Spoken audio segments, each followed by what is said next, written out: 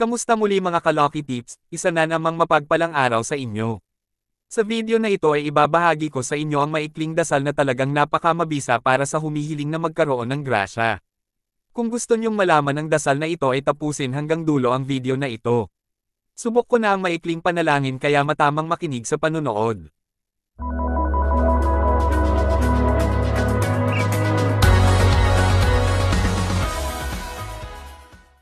Tayo ay araw-araw minsan kong manalangin.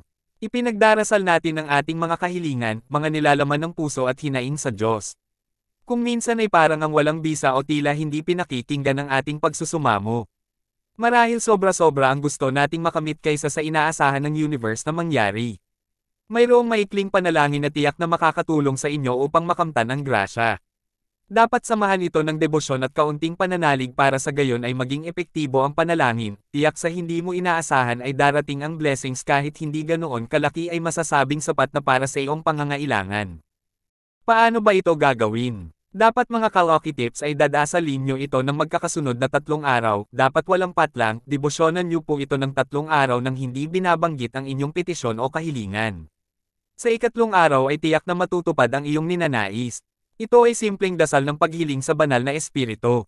Ang banal na espiritu mga ka-Lucky Tips ay aktibong puwersa ng Diyos na gumagabay sa mga alagad niya upang isakatuparan ang kalooban dito sa lupa. Narito ang panalangin.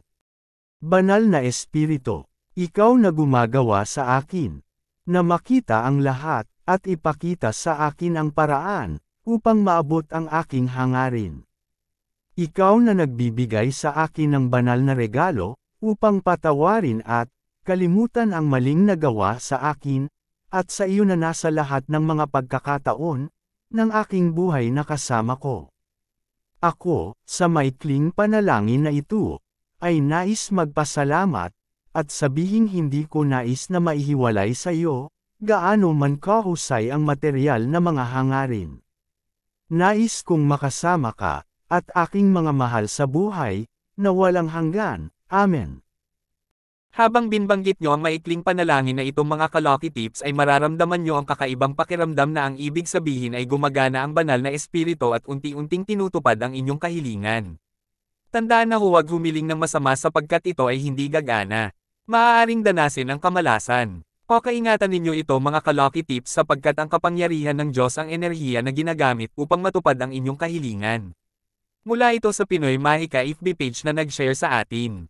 Credits to Pinoy Mahika. Muli maraming salamat sa inyong pagtutok sa aking channel.